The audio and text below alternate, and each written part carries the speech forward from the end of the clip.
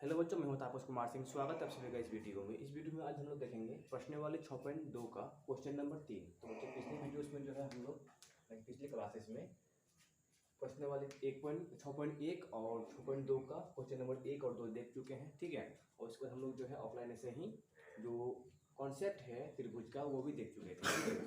तो हम लोग सिर्फ देखेंगे 3 नंबर में बोला गया है कि आकृति 6.18, ठीक है, इसमें 6.18 आकृति दिया गया है में यदि एल एम समांतर है सी बी का, यहाँ पर है एल एम वो सी बी के समांतर है, ठीक है।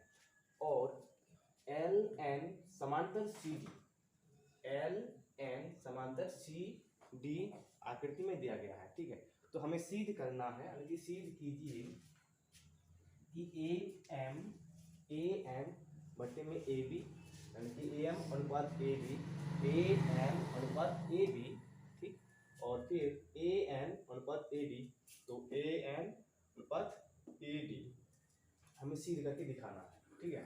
तो सबसे पहले यहाँ पर हम लोग लिखेंगे सॉल्यूशन, सिद्ध करना है ना।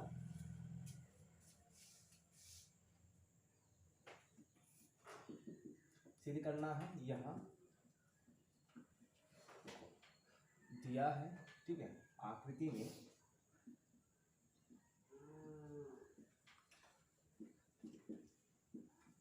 दिया है एल एम समांतर सी बी, एल एम समांतर सी बी तथा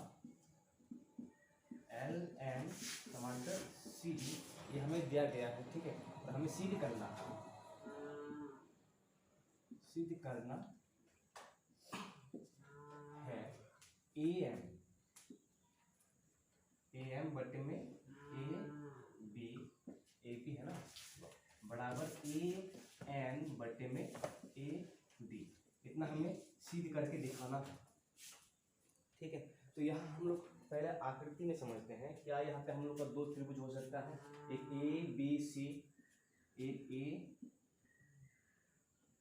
बी सी त्रिभुज और दूसरा ए डी त्रिभुज ए बी सी, ठीक है। पहला त्रिभुज ए बी सी मान सकते हैं, दूसरा त्रिभुज मान सकते हैं ए बी सी, ठीक है।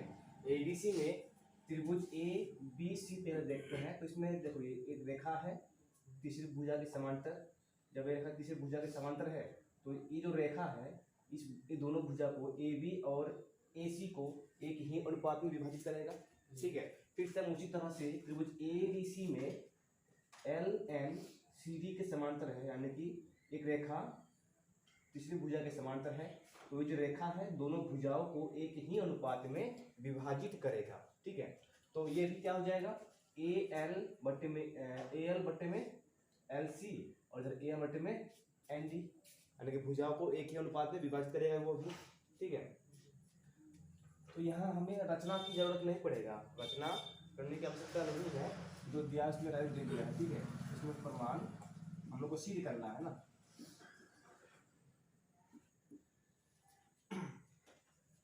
प्रमाण हम लोग करेंगे त्रिभुज ए बी सी में, त्रिभुज ए बी सी में जो है एम एल एम समांतर सी बी, ये हमें दिया गया है,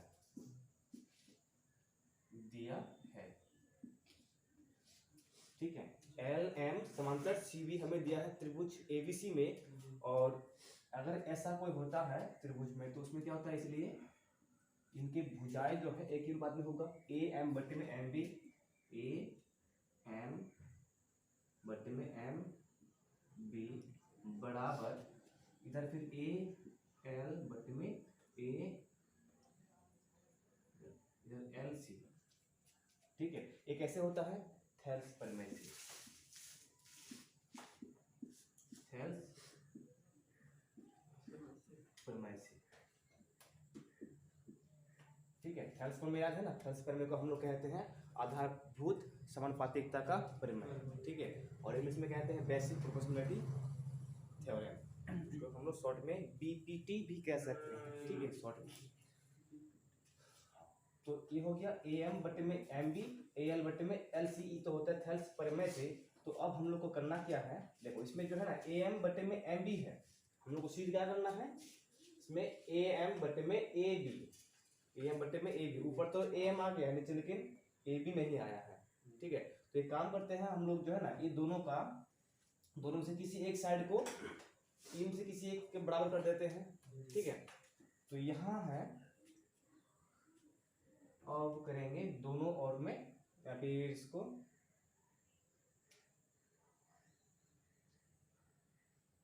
जोड़ने पर, ठीक है। चलो जोड़ेंगे, एक दोनों तरफ से एक जोड़ेंगे, लेकिन इसको पहले क्या करेंगे, दोनों तरफ से उल्टा करने पर, इसको इसे उलाटने पर ऐसा कर सकते हैं, एम बी बटे में ए एम, उलाट देंगे इसको, ठीक है। और यहाँ पर भी एल सी बटे में ए एम, ठीक है। व्युत्क्रम करने पर, व्युत्क्रम करने पर, व्युत्क्रम करने पर मतलब कि उलाटने पर, ठीक है। यहाँ हम दो क्रिया करते हैं ना, उसको हम यहाँ सब में लिखते चले जा रहे हैं, ठीक है। पहला हम क्या किए, इसको दिया हुआ है, हम फिर अनुपात में लिख लिए क्योंकि थेल्स प्रमेय से होता है। उसके बाद हम उसको उलाट दिए, इसको हम व्युत्क्रम करने पर या फिर उलाटने पर हम लोग लिख सकते हैं, ठीक है। अब यहाँ देखते हैं आगे, एम बी बट्टे में है ए एम बराबर एल सी बट्टे में ए एल। इसमें हम क्या करेंगे, दोनों पक्षों में एक जोड़ने पर, तो इसमें कर देते हैं जोड़ने पर, ठीक है। तो यहाँ एक जोड़ेंगे और यहाँ पर एक जोड़ेंगे, ठीक है। देखो ए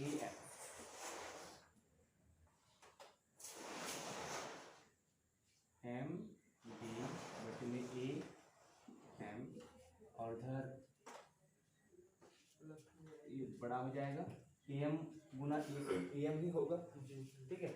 और ऊपर जाके जुड़ जाएगा ए एम बराबर, इधर एल सी होगा पूरा और नीचे ए एल गुना एक प्लस में ए एल ही होगा, ठीक है।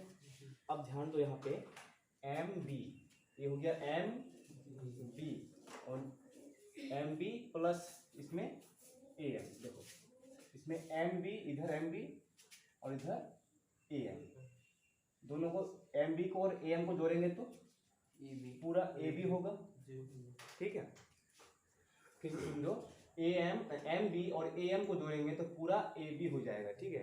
इसमें वही है M B plus A M, तो इसका हम लोग ऐसे लिख सकते हैं डायरेक्ट ए बी बट्टे में ए एम बराबर, इधर वही क्रिया होगा, देखो L C plus A L C और ए एल को जोड़ेंगे तो पूरा ए सी होगा, ए सी बट्टे में ए एल, ठीक है। अब जो है हम लोग इसमें उल्टा किए थे ना, इसमें उल्टा किए थे, विक्रम किए थे, तो हम लोग फिर उसको सीधा कर देंगे, ठीक है। तो सीधा कर देंगे तो हो जाएगा इसमें ए एम बटे में ए बी बराबर ए एल बटे में ए सी, फिर व्युत्क्रम करने पर, ठीक है। फिर व्युत्क्रम करने पर मतलब देखो यहाँ पे अभी हम लोग का एक साइड जो है इसके बराबर आ गया है, ठीक है। ए एम बटे में ए बी, ए एम बटे में ए बी। हम लोग अब जो है फिर आगे करेंगे इसी प्रकार,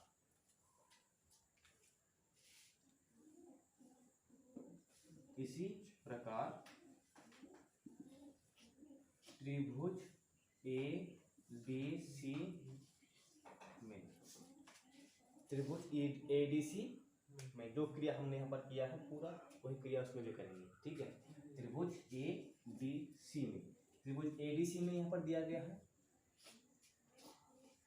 एल एन समांतर सी डी, एल एन समांतर सी डी तो हमें दिया गया है।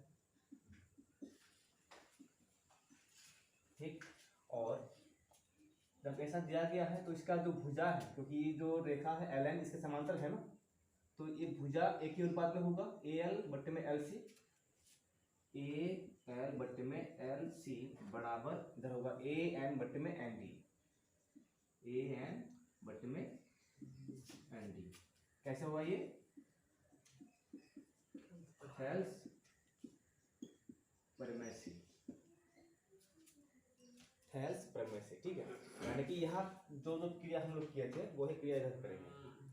अब इसमें थेल्स प्रमेय से ये तो हो गया, हम लोग फिर व्युत्क्रम किए थे, सेम हम लोग यहाँ पर व्युत्क्रम करेंगे, यानी कि एल सी को ऊपर और ए एल को नीचे बराबर एन डी को ऊपर और नीचे ए एन। ठीक, व्युत्क्रम करने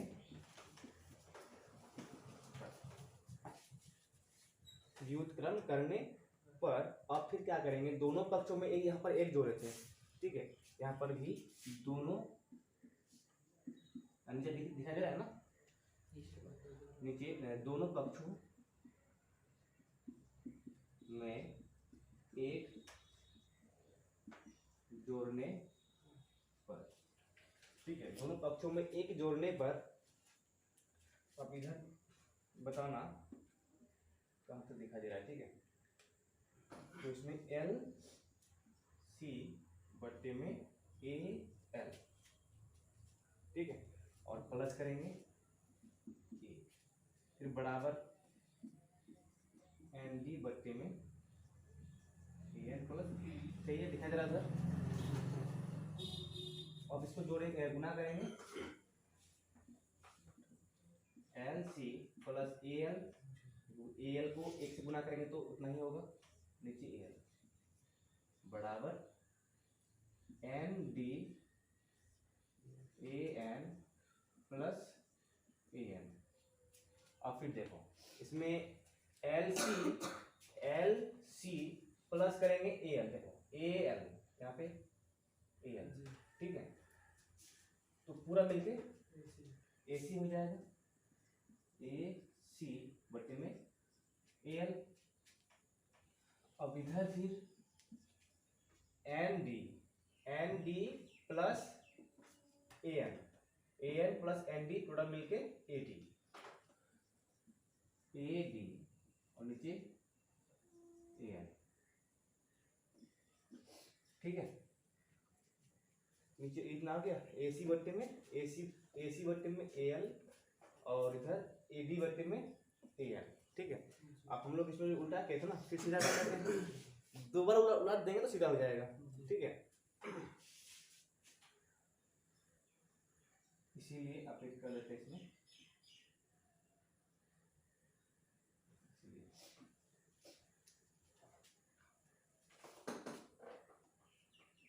ए एल बट्टे में ए सी बराबर ए एन बट्टे में ए डी, फिर उलटने पर ऐसे लिख देगा ये व्युत्क्रम से, दिखाई दे रहा है ना, वहाँ पर लिख देगा फिर व्युत्क्रम से।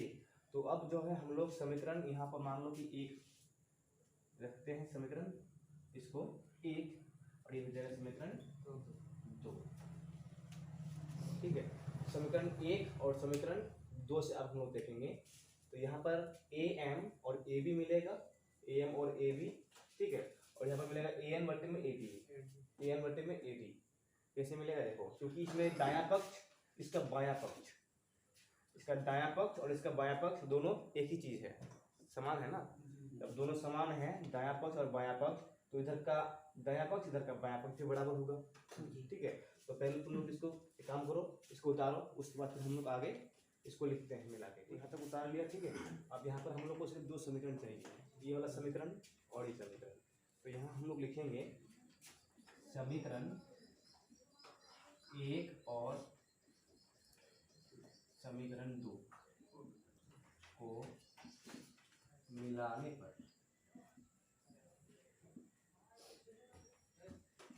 या शॉर्ट में बोल सकते हैं समीकरण 1 और समीकरण 2 से, ठीक है।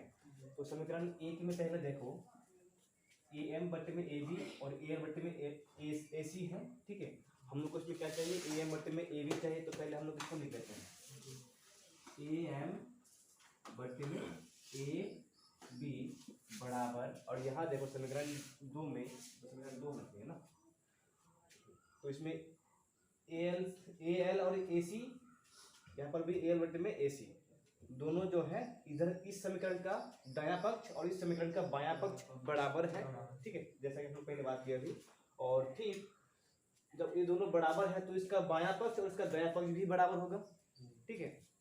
ये दोनों बराबर है तो इसलिए ये दोनों भी बराबर होगा। इसमें ए एम बट्टे में ए भी लिख चुके हैं, तो वहां पर लिखेंगे ए एन बट्टे में ए बी, ठीक है। तो यही हम लोग को सिद्ध करना था। तो ये तो प्रूफ हो गया हम लोग का, हम लोग कर सकते हैं प्रूफ, ठीक है। यानी कि हिंदी में तुम लोग लिख सकता है सिद्ध किया, ठीक है। तो इतना उतार लो। उसके बाद हम लोग फिर क्वेश्चन नंबर 4 को भी सॉल्व कर देखते हैं। क्वेश्चन नंबर 4, ठीक है। क्वेश्चन नंबर 4 में बोला गया है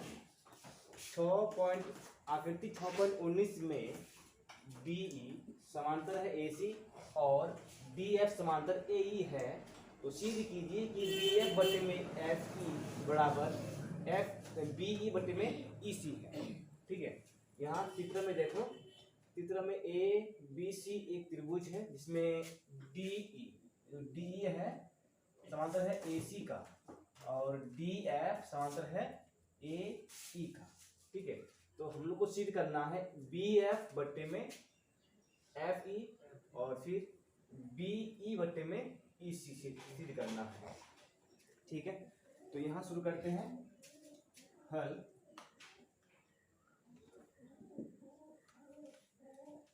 तो यहाँ पे दिया गया है आकृति में दिया है DE समांतर AC तथा DF समांतर AE, ठीक है। सिद्ध करना है, सिद्ध करना है BF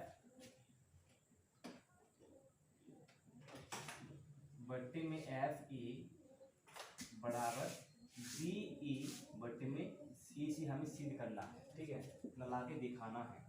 तो अब करेंगे हम लोग उत्पत्ति यानी कि प्रमाण। उत्पत्ति लिखो चाहे प्रमाण लिखो, दोनों में से किसी को भी लिख सकता है। इसमें यहाँ पर प्रमाण लिखते हैं। प्रमाण में देखो यहाँ पे हम लोग को करना क्या है, यहाँ पे BF बटे में FE एक साइड में लाना है, BF बटे में FE। तो BF बटे में FE है ना, मतलब कि इसमें एक भुजा का अनुपात है। जो इसमें मान लो कि इसमें जो BF है, इस BE को एक ही अनुपात में विभाजित करता है, मतलब कि अनुपात में BF अनुपात F में विभाजित करता है। तो इस दोनों से जो लेकर त्रिभुज बना है उसको लेंगे पहले BF और FE त्रिभुज हम लोग देख सकते हैं ABE, है ना। मान लो कि फिलहाल जो है हम लोग इस भुजा को भूल जाते हैं। मान लो कि ये भुजा भी है नहीं, ये भी नहीं है, ये भी नहीं है, छोड़ दो इसको अभी, ठीक है, ये भी नहीं है। तो अभी फिलहाल क्या है कि ABE है एक त्रिभुज और उसका एक समांतर भुजा है BF, ठीक है, जो कि AB को और BE को एक ही अनुपात में विभाजित करता है, ठीक है। अभी बस हम लोग को ये त्रिभुज को देखना है, ठीक है, और ये समांतर भुजा। तो यहाँ लेंगे प्रमाण में त्रिभुज ABE में त्रिभुज ABE में DE समांतर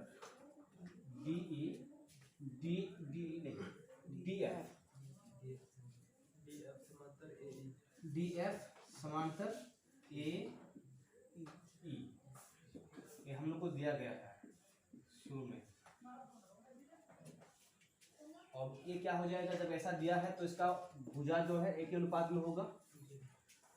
भुजा में क्या हो जाएगा, बी डी बट्टे में ए डी कर सकते हैं, ठीक है, बी डी बट्टे में ए डी कर सकते हैं। इसमें हो जाएगा बराबर बी एफ बट्टे में एफ ई,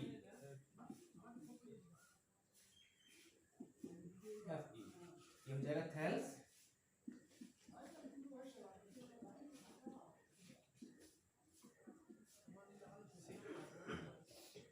प्रमेय से इतना हो जाएगा, ठीक है। अब यह कुछ नहीं करना है, इसको मान लेंगे हम लोग यहीं पर समीकरण, क्योंकि हम लोग को तो यही सिद्ध करना ना, पहले आगे है बी एफ बटे में एफ ई, बी एफ बटे में एफ ई तो आगे रहेगा, ठीक है। तो इसको अगर कुछ करना नहीं है तो फिर यहाँ देखो त्रिभुज, अब दूसरा में देखो जो हम मिटा दिए थे यहाँ पे ये वाला, अब जो है त्रिभुज हम लोग लेंगे ए बी सी, इधर ए सी, ठीक है, पूरा त्रिभुज। अब इस बार जो है समांतर रेखा डी ई होगा, ठीक है। इसी प्रकार त्रिभुज ए बी सी में, त्रिभुज ए बी सी में दिया है क्या, डी ई समांतर ए सी, ठीक है, डी ई समांतर ए सी दिया गया है। जब किसी त्रिभुज में एक भुजा के समांतर खींची गई रेखा अन्य दो भुजा को विभाजित करता है तो एक ही अनुपात में विभाजित करता है, ठीक है। तो इसमें लिखेंगे बी डी बट्टे में इधर ए डी, क्योंकि इसमें तो जो बी डी और ए डी है तो दोनों त्रिभुज में है ना, बराबर बी ई, इस बार बी ई क्योंकि समांतर रेखा ये है इस बार, ठीक है, तो बी ई और इधर फिर ई सी बट्टे में ई सी, ये हो जाएगा थेल्स प्रमेय से, थेल्स प्रमेय से, ठीक है। तो डायरेक्ट इसमें भी कर देंगे हम लोग समीकरण 2, ये समीकरण 1 और समीकरण 2। अब समीकरण 1 और 2 को मिलाने पर समीकरण 1 और 2 से शॉर्ट में करते हैं। तो यहाँ पर देखो बी डी बटे में ए डी, बी डी बटे में ए डी दोनों बराबर है, जब दोनों बराबर है तो इधर भी बराबर होगा, बी एफ बटे में एफ ई, बी ई बटे में ई सी भी बराबर होगा। तो इसमें कर देंगे बी एफ बटे में एफ ई बराबर बी ए बटे में ई सी, ठीक है। यही हम लोग को प्रूफ करना था, कर देंगे प्रूफ, ठीक है। तो 4 नंबर कंप्लीट हो गया। उसके बाद जो हम लोग नेक्स्ट क्लास से देखेंगे 5 नंबर।